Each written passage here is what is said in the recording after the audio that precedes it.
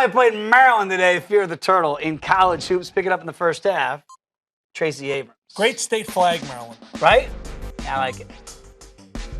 He's got a layup. Get it out! LG Gill. Came out of nowhere. Pin it. Play on. Watch your head. Later in the half, it's Gill again.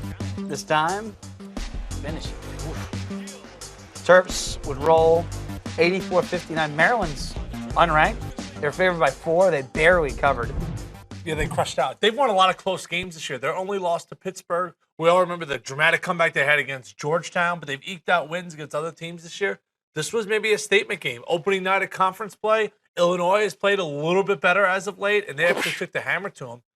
Melo Tremble's 84 years old, still in college. Been there forever. Still I know. in college. I look at Maryland. I know Trumbull was there when I was still in D.C. before 120. That's how long ago it's been. But I look at them and go, you asked me who's the best team in the Big Ten. You always default Michigan State, right? All right, maybe it's Maryland.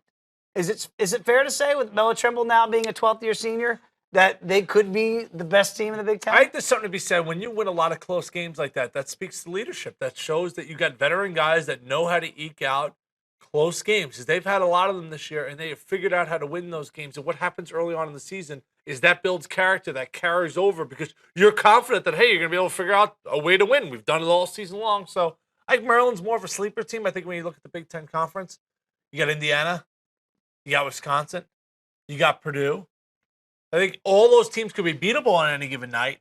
But when I look at it from a national perspective, I don't think any of those teams are real contenders as far as making it around the Final Four. I did not have a lot of dealings with Mark Turgeon, who took over for Gary Williams, because I was kind of on my way out of D.C. as well. But from my few interactions with him, I always felt like he had a chip in his shoulder as the guy replacing Gary, and Maryland as the team going into the Big Ten that was kind of the afterthought of the ACC. Is that fair that Maryland gets overlooked, not necessarily their head coach, but overall, we don't talk about them in the Big Ten.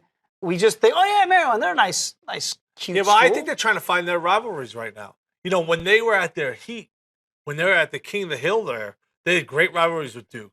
You know, we all remember it's like the Drew Nicholas game, and Drew just gave away the game in College Park there. Yeah, 10-point lead with a minute to go. Death threats, the whole 9 yards. Really screwed up a weekend when I was down there visiting him as well. But then they go to the Final Four. They're up by 20 against Duke. They lose that game. Next year, they go back and win the national championship. Yeah, but Timmy, Carolina and Duke didn't look at Maryland as the rival, right? Maryland looked at them as the rival. No, but I thought Maryland was kind of like knocking on the door. Correct. I think they have to find that in the conference. When you change conferences like that, tough. It's just like changing cities. When you were in D.C., you knew all the door guys. You were shooting people left and right. Yeah, now, it's nobody.